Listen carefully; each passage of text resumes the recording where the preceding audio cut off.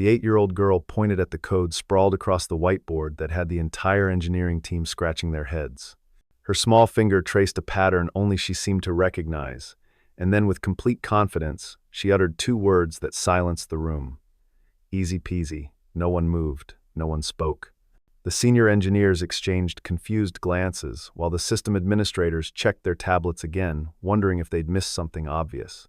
What they couldn't know in that frozen moment was that this child's simple observation would be the turning point in a cyber attack that threatened tens of millions of dollars in damages.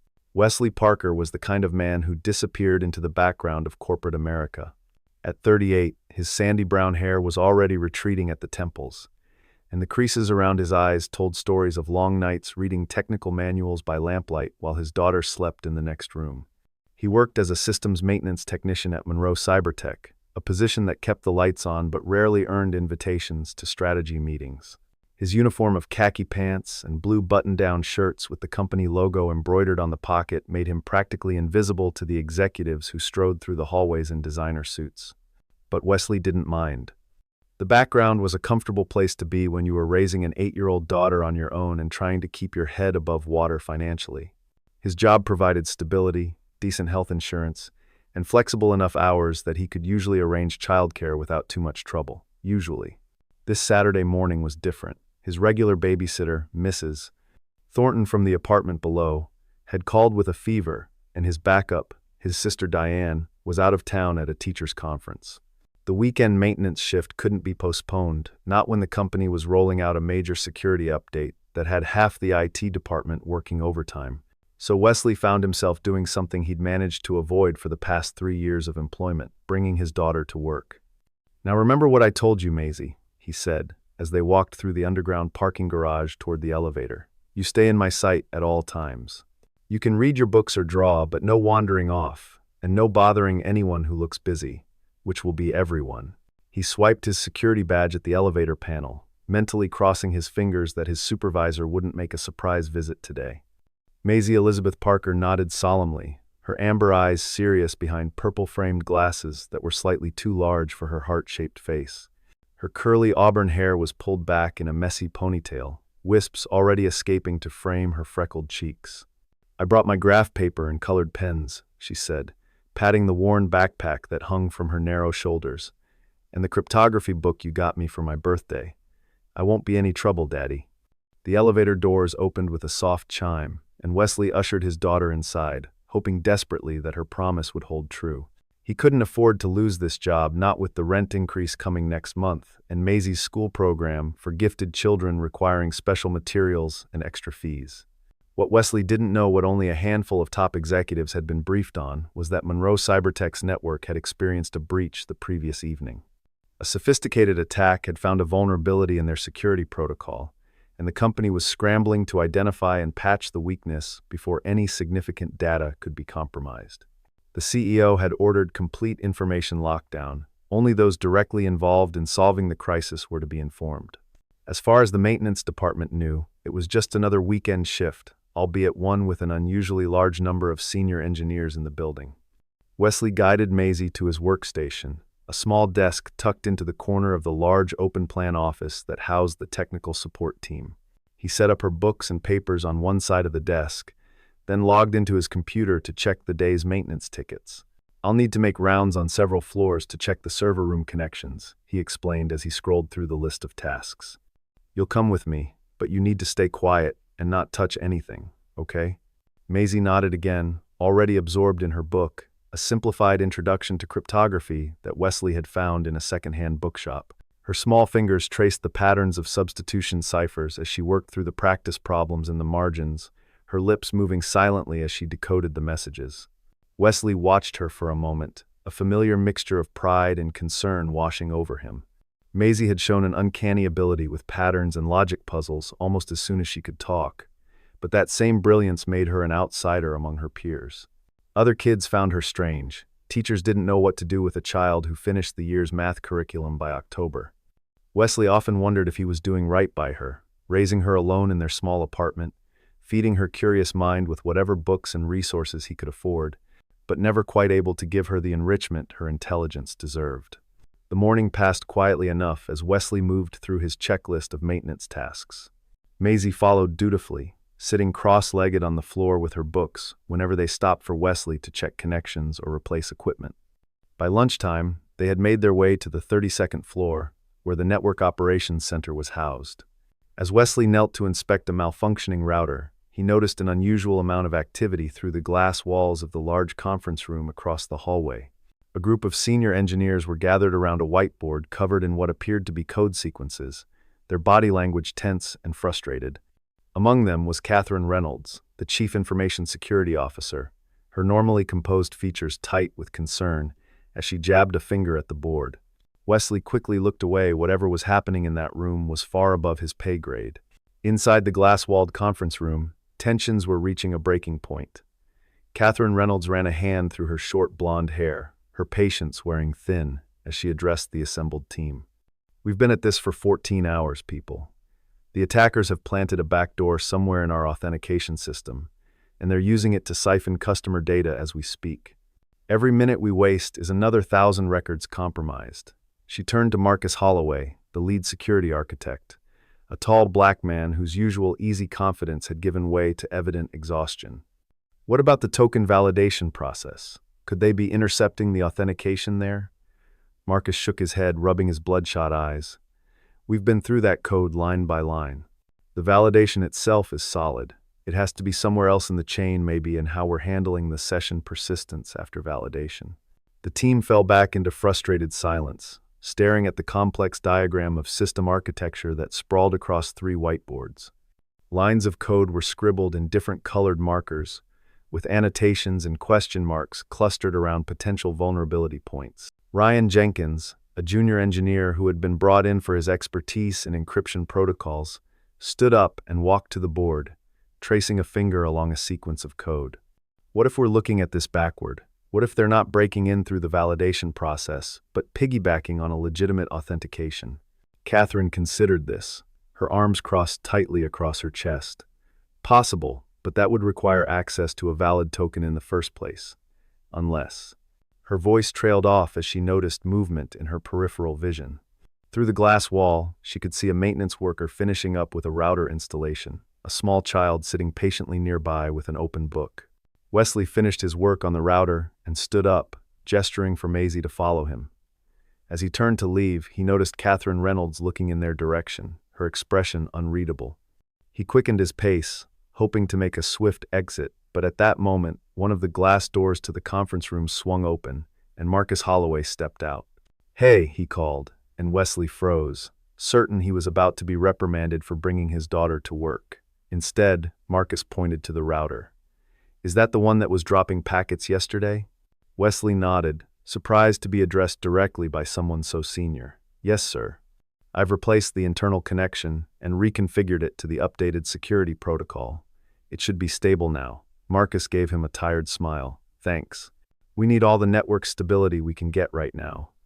His gaze dropped to Maisie, who was looking up at him with undisguised curiosity.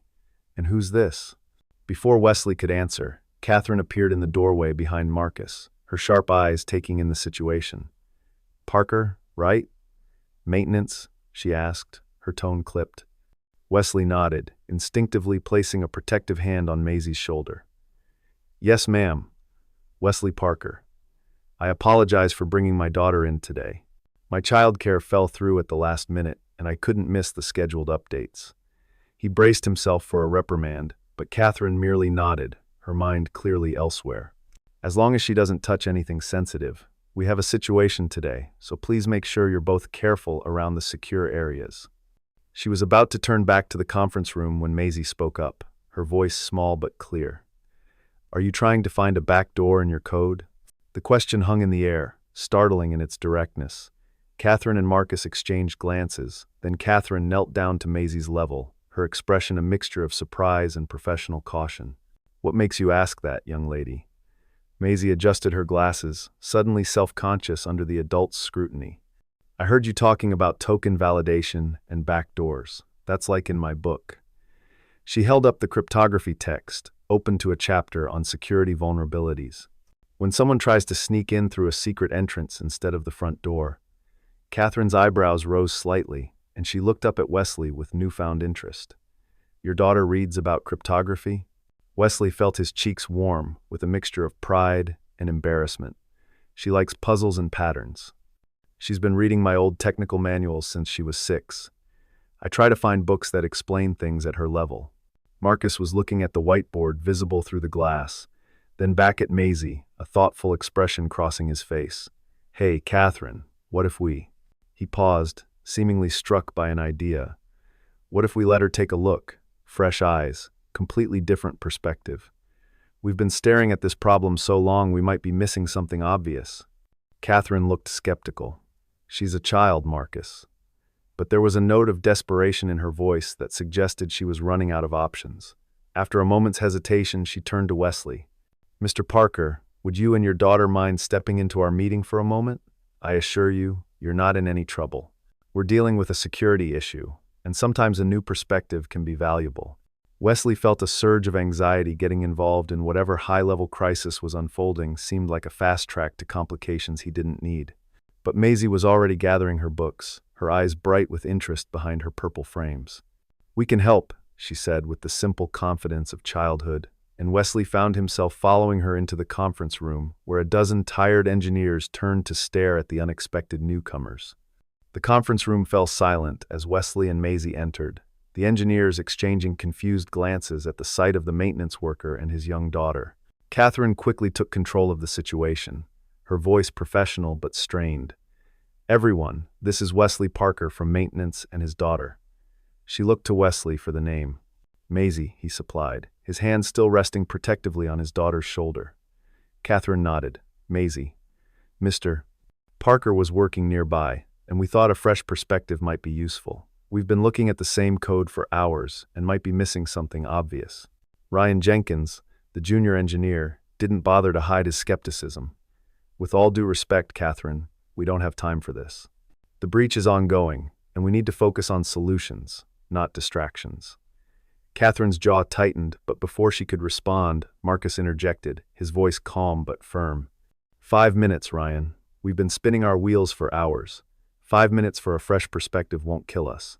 Wesley guided Maisie to a chair at the far end of the conference table, acutely aware of the skeptical glances being directed their way. He leaned down and whispered, You don't have to do anything, honey. Just sit here with me, and we'll go soon. But Maisie's attention was already fixed on the whiteboards, her eyes moving methodically across the diagrams and code snippets, as if she were reading a familiar story. The room remained uncomfortably silent for a moment, before Catherine cleared her throat and addressed the team. Let's walk through this one more time for Mr. Parker's benefit. We've detected an unauthorized data extraction that began approximately 18 hours ago. The attackers appear to have found a vulnerability in our authentication system that allows them to bypass security and access customer records. We've narrowed it down to something in the token validation process, but we can't identify the exact entry point.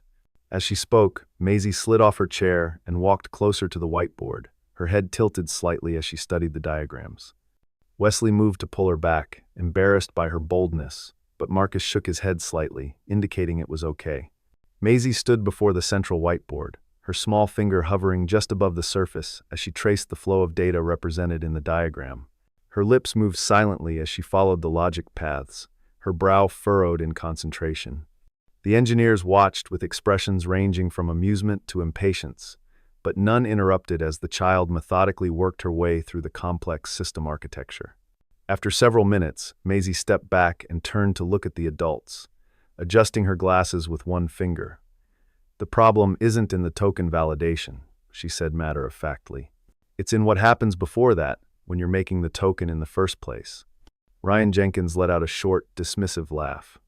Look, this is cute and all, but Maisie had already turned back to the board, pointing to a specific section of code that showed the token generation process, right here. This part that checks if the user is real before making their special pass. There's an extra line that doesn't match the others. She tapped a section where a subtle difference in the code structure was barely noticeable among the dense notation. See? This line has a funny symbol at the end that the others don't have. In my puzzle book, that means someone snuck something in. The room fell silent as all eyes turned to the section Maisie had indicated. Marcus stepped forward, squinting at the code. She's right. There's an injection point there, subtle, almost invisible, unless you're looking for pattern inconsistencies rather than logical flaws. He quickly began typing on his laptop, pulling up the actual code repository to verify what they were seeing on the whiteboard.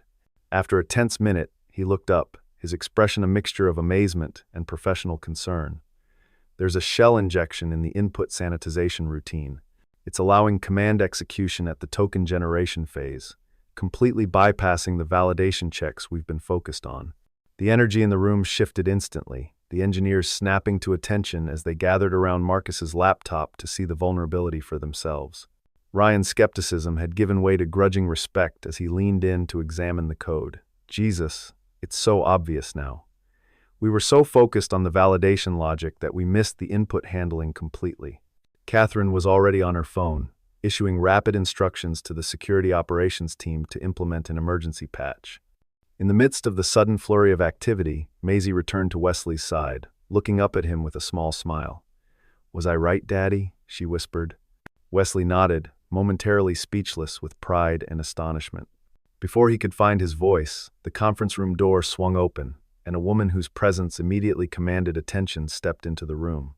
Vivienne Blackwood, the CEO of Monroe Cybertech, surveyed the scene with sharp gray eyes, her platinum blonde hair pulled back in a severe bun that accentuated her angular features. Vivienne Blackwood's entrance silenced the room once more. At 35, she was one of the youngest CEOs in the tech industry, having founded Monroe Cybertech a decade earlier after a meteoric rise through the ranks at a major defense contractor. Her tailored charcoal suit and minimal jewelry spoke of practical luxury, a woman who understood power but didn't need to flaunt it. "Catherine," she said, her voice cool and measured, "I was told there's been a development." Her gaze swept the room, pausing momentarily on Wesley and Maisie, an unspoken question in the arch of her eyebrow. Catherine straightened, visibly shifting into reporting mode. "We've identified the vulnerability, Vivienne. It was an injection point in the token generation process, not in the validation as we initially suspected. Marcus is working with the team to implement a patch now. We should be able to close the breach within the hour and begin damage assessment." Vivienne nodded, her expression unreadable. "And the discovery came from?" She let the question hang, her eyes returning to Wesley and Maisie, clearly the unfamiliar elements in this familiar crisis scenario. Catherine hesitated, then gestured toward them. "This is Wesley Parker from our maintenance department and his daughter, Maisie, Mr." Parker was working nearby, and Maisie actually spotted the pattern anomaly in our code that led to the discovery. A flicker of disbelief crossed Vivienne's face before she controlled it. "Is this some kind of joke, Catherine?"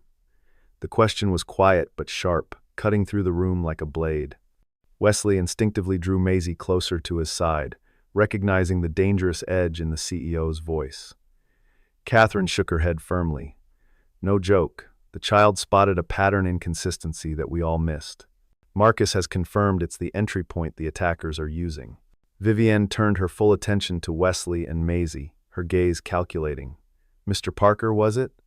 I wasn't aware we had a bring your child to work day scheduled." There was no warmth in her smile, only a professional courtesy that didn't reach her eyes.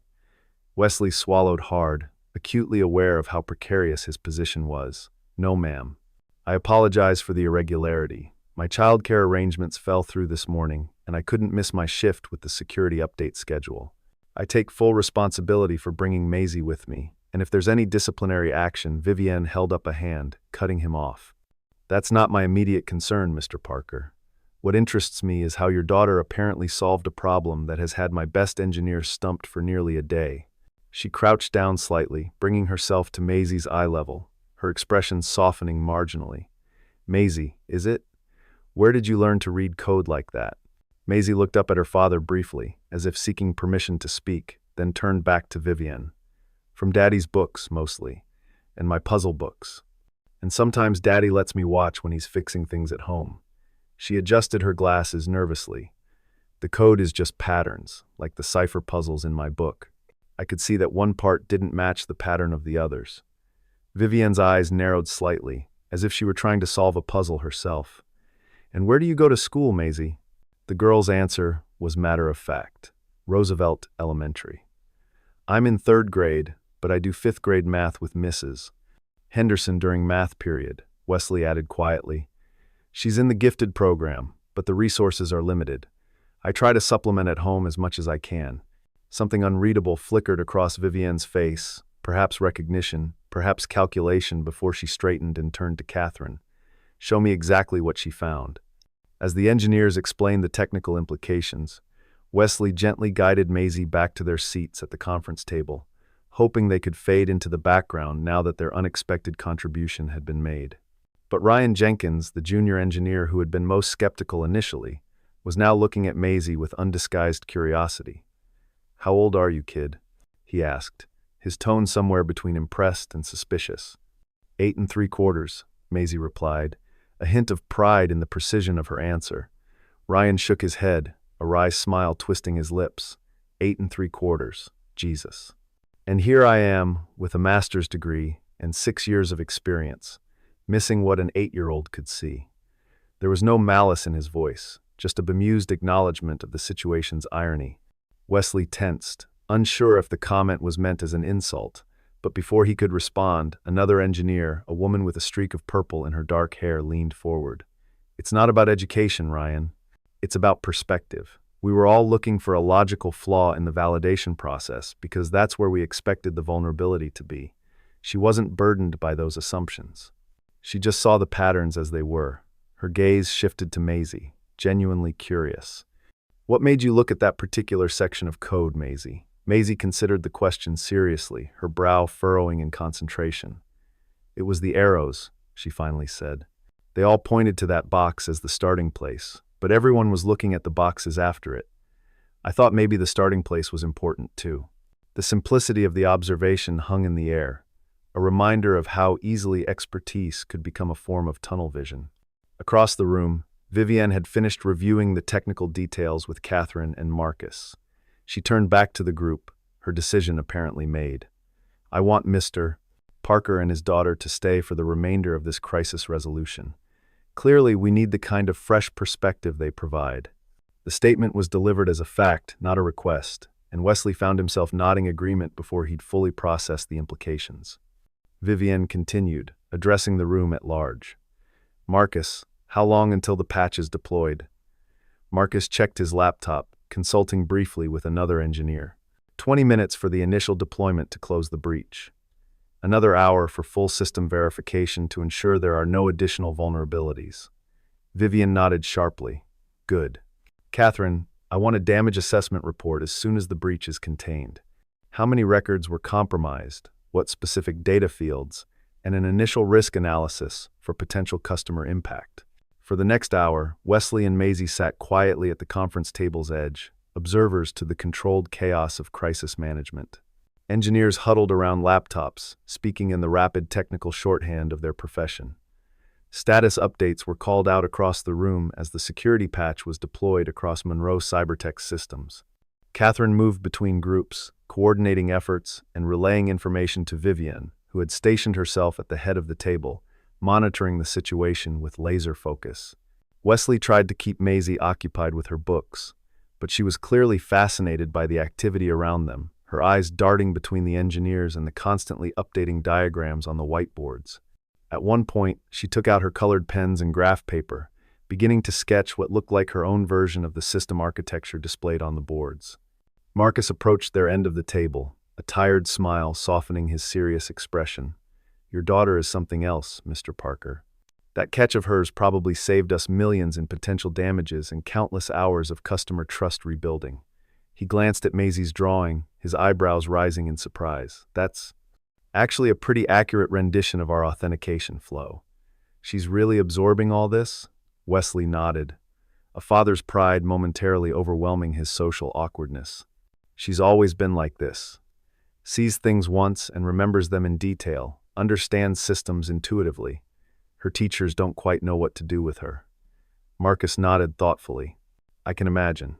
Traditional education systems aren't built for minds that work differently." He hesitated, then added in a lower voice, "You know, we have an internship program for gifted high school students.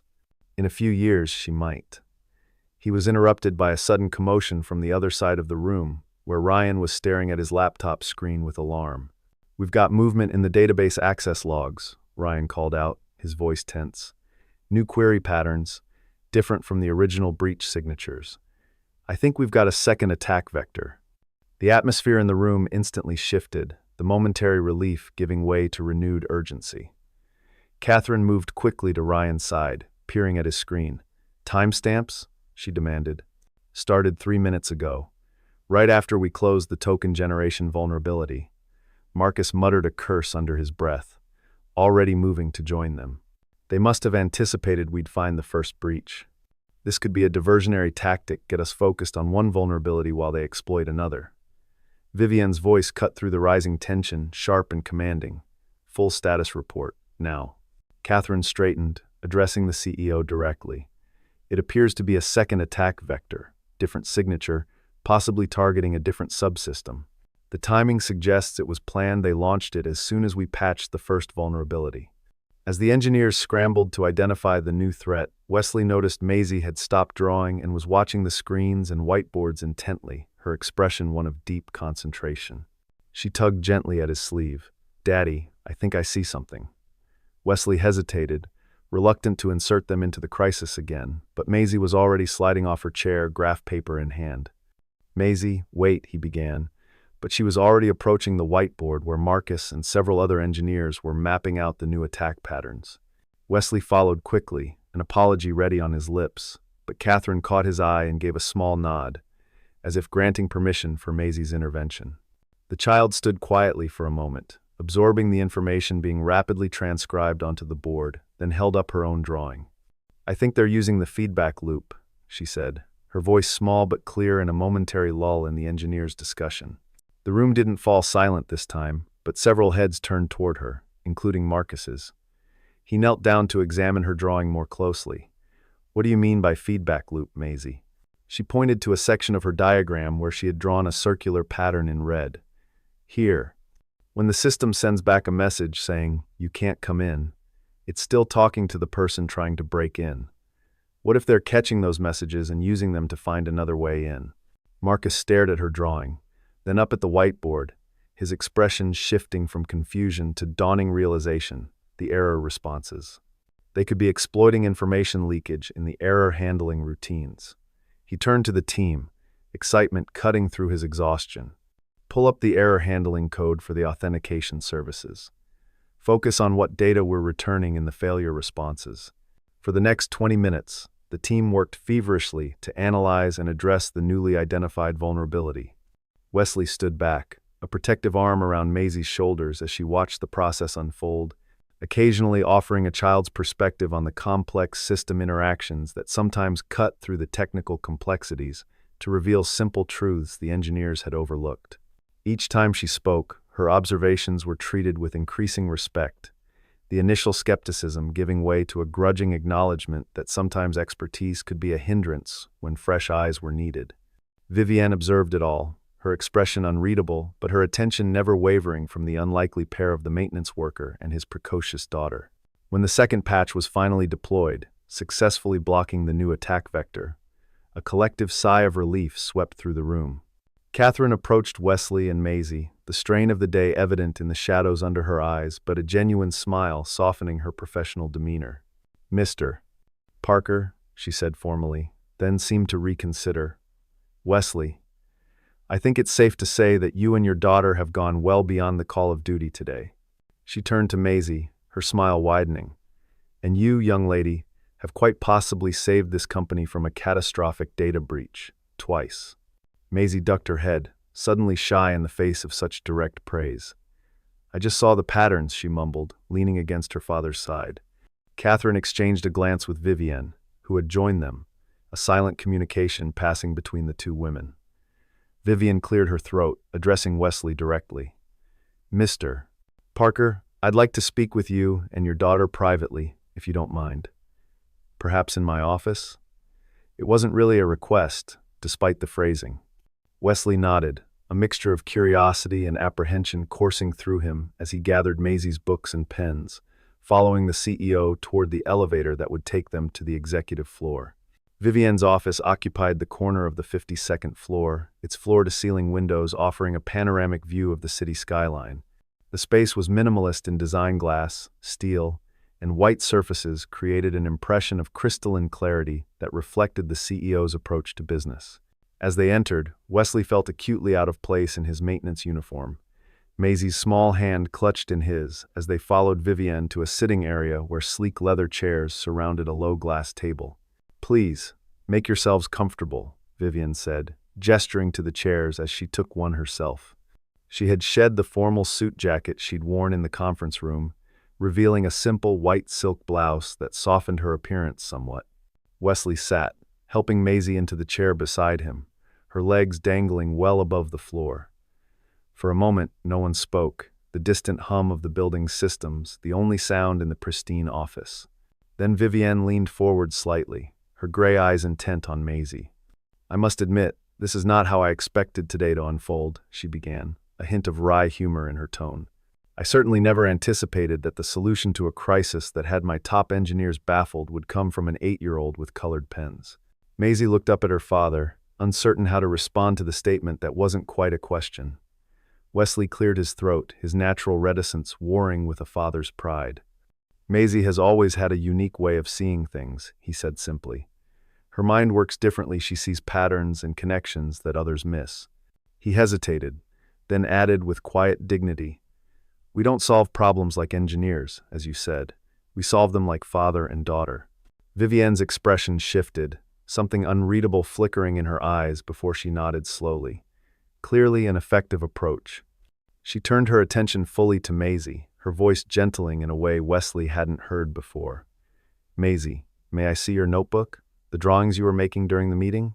Maisie hesitated, then carefully extracted her graph paper from her backpack, handing it over with a seriousness that matched the CEO's tone. Vivienne accepted the pages with careful hands, spreading them on the glass table. Her fingers hovered over the drawing's network diagrams rendered in purple and green marker, with red circles highlighting vulnerability points. The diagrams were simplistic compared to the technical specifications on the conference room whiteboards, yet there was an intuitive understanding of system relationships that was undeniable. "These are remarkable," she said finally, a note of genuine surprise in her voice. "You created these just from watching the engineers work today?" Maisie nodded, pushing her glasses up with one finger. "And from Daddy's books. He has lots of network diagrams at home that I copy sometimes. He explains how the parts talk to each other." Her voice grew more animated as she pointed to specific elements in her drawing. "See, this is where the messages go in, and these are the guards that check if you're allowed, and these red circles are where I thought the bad guys might be sneaking through." Wesley watched in quiet amazement as his daughter explained her understanding of complex cybersecurity concepts in the simple language of an 8-year-old. Guards and secret passages and hidden doors, yet with an underlying accuracy that was unmistakable. Vivienne listened intently, her professional mask slipping to reveal genuine interest as she asked occasional questions that Maisie answered with childlike directness. "How many notebooks like this do you have at home?" Vivienne asked eventually, looking up at Wesley. He smiled slightly, a parent's fond exasperation. "Dozens. She fills them up with diagrams and puzzles. Our apartment is overflowing with them." Vivienne handed the notebook back to Maisie with a carefulness that suggested she understood its value beyond the childish scribbles it might appear to be. "Mr. Parker," she said, returning her attention to Wesley, "I'm curious about your background. You're clearly knowledgeable enough to teach your daughter these concepts." Wesley shifted uncomfortably, aware of the vast gulf between his position in the company hierarchy and the woman sitting across from him. "I studied computer science in college, but I never finished my degree. Family circumstances intervened." His gaze dropped briefly to Maisie, and the implication was clear. "I've always had an interest in systems architecture, though. I read technical journals when I can get them, and I've done some independent study. The maintenance position allows me to work with the systems, even if it's not in a design capacity." There was no self-pity in his voice, just a simple statement of fact, but Vivienne's expression sharpened with interest. "So you understand far more about what happened today than your job title would suggest." Wesley met her gaze steadily. "I understood enough to know it was serious, and enough to recognize when Maisie was seeing something important." He hesitated, then added with quiet pride, "She has an instinct for these things that goes beyond what I've taught her. She sees connections I miss." Vivienne nodded slowly, her eyes moving between father and daughter, calculation, and something softer warring in her expression. After a moment, she seemed to come to a decision. "Mr. Parker, I'd like to make you a proposition." She leaned forward, her tone shifting to the crisp efficiency that had built Monroe Cybertech from a startup to an industry leader in under a decade. "We have an opening in our systems architecture team, a junior position, but with significant potential for advancement. The salary would be approximately double what you're currently making in maintenance, with full,